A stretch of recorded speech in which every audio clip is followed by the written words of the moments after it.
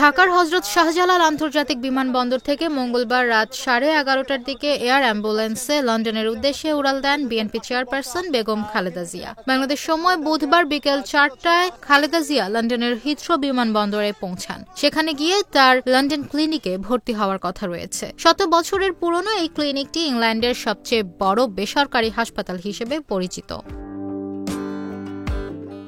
Central লন্ডনের Devonshire place ও মেরিলিবন সড়কের এই হাসপাতালে ব্রিটিশ রাজ পরিবারের সদস্যদের পাশাপাশি চিকিৎসা নেন অনেক রাষ্ট্রপ্রধান, রাজনীতিক, অভিনেতা ও ধনাঢ্য ব্যক্তি। এই হাসপাতালে ক্যান্সারের চিকিৎসা নেন ব্রিটিশ যুবরাজ প্রিন্স অফ ওয়েলস উইলিয়ামের স্ত্রী প্রিন্সেস অফ ওয়েলস ক্যাথরিন।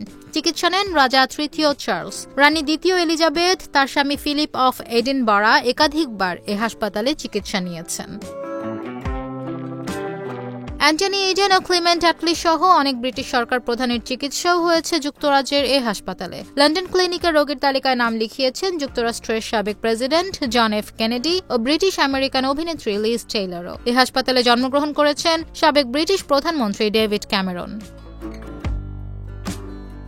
নিজেদের চিকিৎসা সেবার বিশেষত্ব সম্পর্কে চিকিৎসা কেন্দ্র জানিয়েছে লন্ডন ক্লিনিকের ব্রেস্ট, ইউরোলজি, গাইনোকোলজি ও চর্মরোগ চিকিৎসায় সুনাম রয়েছে। হাসপাতালের ওয়েবসাইটে বলা হয়েছে তাদের ডাচেস অফ ডেভনশায়ার উইংকে চমৎকার ক্যান্সার সেন্টার হিসেবে স্বীকৃতি দিয়েছে Macmillan quality environment mark MQEM। এর বাইরে রোগীদের দ্রুত সময়ে স্বাস্থ্য পরীক্ষার সেবা দিয়ে থাকে হাসপাতালটি।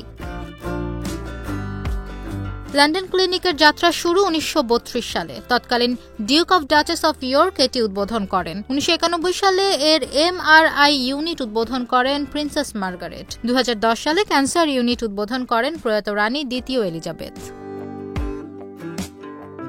যুক্তরাজ্যের বিভিন্ন হাসপাতালের স্বাস্থ্য সেবার মান পর্যবেক্ষণ করে কেয়ার কোয়ালিটি কমিশন। ব্রিটিশ স্বাস্থ্য বিভাগের অধীনে কাজ করা এই কমিশনের 2021 সালের এক প্রতিবেদনে বলা হয়েছে লন্ডন ক্লিনিকের বহির্বিভাগে প্রতি বছর গড়ে 1,10,000 মানুষ চিকিৎসা নেয়। হাসপাতালে ভর্তি হয়ে চিকিৎসা নেয় 23,000 রোগী।